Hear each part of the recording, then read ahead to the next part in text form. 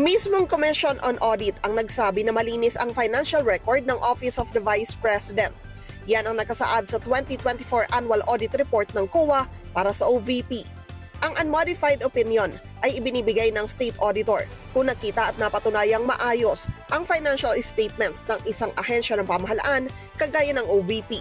Ini-issue po ito, yung modified opinion, pagka sinabi ng auditor na based on the audit evidence that they presented, hindi ko ma-determine as an auditor kung yung financial statements ba niya ay walang material misstatement. Sabi ni Attorney Ruth Castello, tagapagsalita ng OVP, mula pa noong 2022, unmodified opinion ang palaging nakukuha nila sa COA. Ibig sabihin, yung budget po for 2024 ay maayos na nagastos ng opisina. Wala pong nakita ang audit na naging problema doon sa compliance nila doon. Malaking bagay anya ang opinyon na ito ng COA lalo at hindi pa rin natatapos ang mga aligasyon sa sinasabing irregularidad sa paggasta sa pondo ng OVP.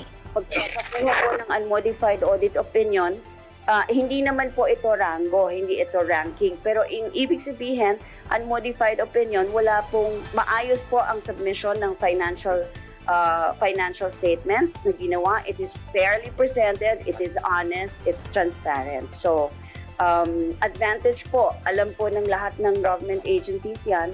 Sa isang pahayag, sabi ng OVP sa ilalim ng 2024 General Appropriations Act, 85.55% ang utilization rate ng kanilang opisina. Yan ay sa kabila ng ilang hamon sa kanilang pinalawak na operasyon at mga programa. Mismong Commission on Audit ang nagsabi na malinis ang financial record ng Office of the Vice President. Yan ang nakasaad sa 2024 Annual Audit Report ng COA para sa OVP. Ang unmodified opinion ay ibinibigay ng State Auditor kung nakita at napatunayang maayos ang financial statements ng isang ahensya ng pamahalaan kagaya ng OVP. Ini-issue po ito, yung modified opinion, pagka sinabi ng auditor na based on the audit evidence that they presented, hindi ko ma-determine as an auditor kung yung financial statements ba niya ay walang material misstatement.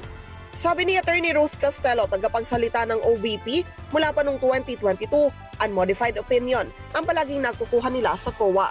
Ibig sabihin, yung budget po for 2024 ay maayos na nagastos ng opisina. Wala pong nakita ang audit na naging problema doon sa compliance nila doon. Malaking bagay anya ang opinyon na ito ng COA lalo at hindi pa rin natatapos ang mga aligasyon sa sinasabing irregularidad sa paggasta sa pondo ng OVP. Pagkakakuha po ng unmodified audit opinion, hindi naman po ito rango, hindi ito ranking. Pero ibig sabihin, unmodified opinion, wala pong maayos po ang submission ng financial statements na ginawa. It is fairly presented, it is honest, it's transparent. So, advantage po, alam po ng lahat ng government agencies yan. Sa isang pahayag, sabi ng OVP sa ilalim ng 2024 General Appropriations Act, 85.55% ang utilization rate ng kanilang opisina. Yan ay sa kabila ng ilang hamon sa kanilang pinalawak na operasyon at mga programa. Mismong Commission on Audit ang nagsabi na malinis ang financial record ng Office of the Vice President. Yan ang nakasaad sa 2024 Annual Audit Report ng COA para sa OVP. Ang unmodified opinion ay ibinibigay ng State Auditor kung nakita at napatunayang maayos ang financial statements ng isang ahensya ng pamahalaan kagaya ng OVP. Ini-issue po ito, yung modified opinion, pagka sinabi ng auditor na based on the audit evidence that they presented, hindi ko ma-determine as an auditor kung yung financial statements ba niya ay walang material misstatement. Sabi ni Attorney Ruth Castello, tagapagsalita ng OVP, mula pa noong 2022, unmodified opinion ang palaging nakukuha nila sa COA.